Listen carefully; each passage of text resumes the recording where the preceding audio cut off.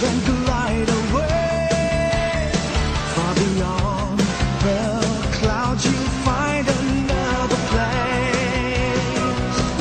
If the road ahead you seems so cold and gray, your night never turns to day.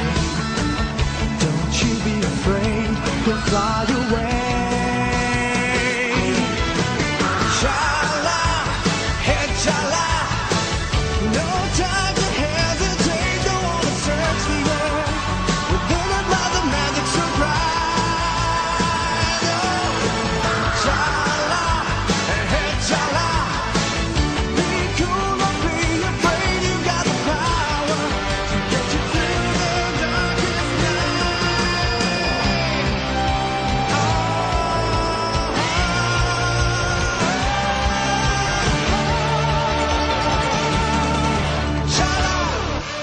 Now that's the best sounding elevator music I ever heard.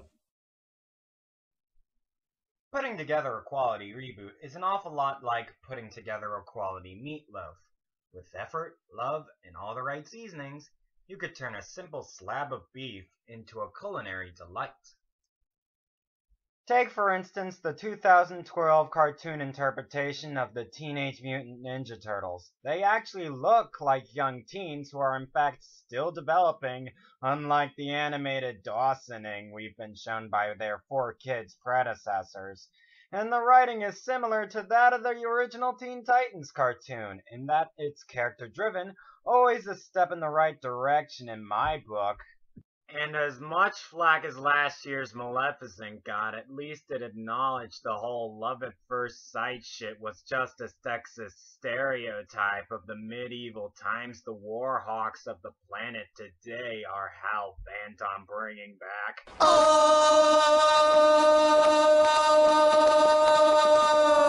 And the fact that Princess Aurora, not to be confused with this Princess Aurora, ultimately bounced back to life not because of a kiss on the lips from Mr. Raisin Bran here, but from a kiss on the forehead from her once reluctant fairy godmother.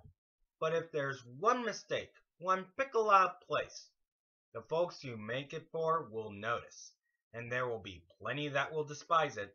And with the boss being a bit of a perfectionist, of course he'll be more than willing to tear it apart slowly and painfully. For a prime example, we had noticed when Sailor Moon Crystal stuck too closely to the manga in some areas while going completely off the rails in others. Father-daughter incest, anyone? And as if the troubles Maleficent had with juggling the lead's character development and a creatively toxic 90 to 11 minute running time mandate weren't enough, we have also noticed that something was wrong when Disney gutted all autonomy and character to King Stefan in order to fill Disney's quota of a mustache-twirling asshole for the hero to kill off at the end of the movie. God, I am sick of that trope. And especially after a heartbreaking story was laid out for him to fit into a groundwork for a gripping storyline of kind people doing evil things for good reasons. Seriously, that trope's becoming a real pain in the ass to Disney fans everywhere. At least Pixar knows when to steer clear of the dragon-slaying game. And although I understand their implied reasoning for a younger April O'Neil, i.e. to make her more relatable with the hip kids, yo, we have also ultimately noticed when... You're not just a mutant, Donnie. You're my mutant. Mwah. Yeah, the bestiality alone has ultimately sealed an entire marathon of 100% turtle soup at a later date. Needless to say, bad reboots is where you can really piss them off. So for the sake of my safety, I have agreed to do 3 more reboot reviews following my revisiting Sonic's current workplace at the Mobian Retirement Village to soothe his anger towards the apathetic peons responsible for this type of baloney. And to honor this new type of occasion, I shall call this new type of scenario, Fuck You, It's a Marathon!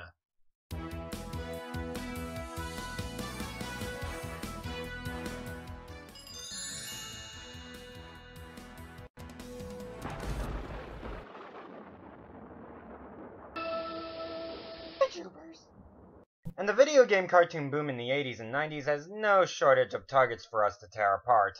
And what's amazing is all three of these reboots can easily fill the gaps between the previous Arson and the Disney Infinity 2.0 review I have in store for you guys. Should I kick Mega Man in the Mega Balls for character assassination? No, because compared to Captain N the Game Master, this show's Beast Wars. What about Dogstalkers? I hear that show's legendarily bad, but remember that this was also the only Dogstalkers show in existence, and is therefore not a reboot. And clearly Zelda's off the table because, let's face it, who can say no to that 80s cheese? Nice job, hero. Hey, excuse me, princess. Which sadly leaves us with Pac-Man and the Ghostly Adventures, and dear lord is this fall gratingly annoying. Not only do the jokes sound like they've been picked out of the garbage bin of the Sonic Boom writing staff, but the teenage successor to the Pac Power really sucks at his job. And the way he stacks up as a role model, oh jeez. Oi, Chloe, let's just get this episode over with before my heads explode. Ladies and gentlemen of the mob, time to riot loose with a fandom arson of Pac-Man and the Gassy Temperatures, Episode 5, All You Can Eat. Belts up, gang. We're about to land. We open our episode in the midst of a Pac-on-Ghost battle with our heroes, Pac, Spiral, and Cylindera, chomping ghosts wherever Pac can sniff them. Well, the ghosts are running away from Pac-Man, that's a start.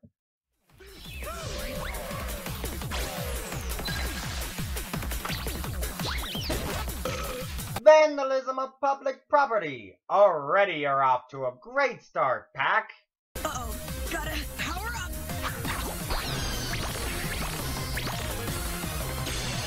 Oh look! Pac-Man's ripping off Magnet States. Full steam ahead! From Kamen Rider Forze. A Japanese tokusatsu show which none of your target audience has seen. In America.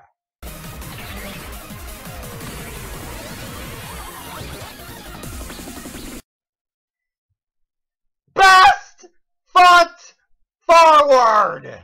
The Power Pilots never did anything as crazy as this in the original games, and they certainly didn't end up being as batshit crazy as when they grew on trees in the original cartoon show. Yeah, didn't you hear? Pac-Man had a cartoon in the 80s. Full Hanna-Barbera seal of approval and all. The fact that these specific power pellets make Pac a magical marble of a Super Jesus Chuck Norris God Gary Stew really spits into the face of what made the original Pac-Man cartoon great. With great power comes great responsibility. I call this wannabe Pac instead of Pac-Man because he's all power and no responsibility. The perfect role model in the eyes of filthy executives. No wonder Sakurai decided to go with the arcade version. This guy's OPS 5s. Dinkelberg. Pac, my man! You really packed him in this time. It's a gift. The ability to pull off punts successfully is also a gift. And I don't see that gift in any of you. Pac collapses on the floor from ODing on ghosts, and we cut to... Pac is back, ghost chomping at his feet. Pac's our hero, Pac just can't be beat, yeah!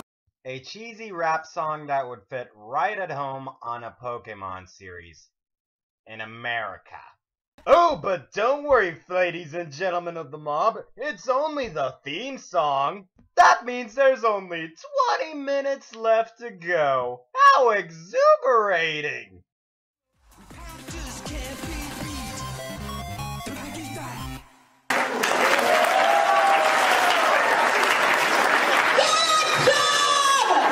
Thank you, honey. Sure, it only builds up to an epic-sized belch, but the real conflict of the episode is Spiral and Cylindria showing genuine concern for Pac's eating disorder. Let's get something to eat. I'm starved. You just ate an army of ghosts and a statue. What can I say?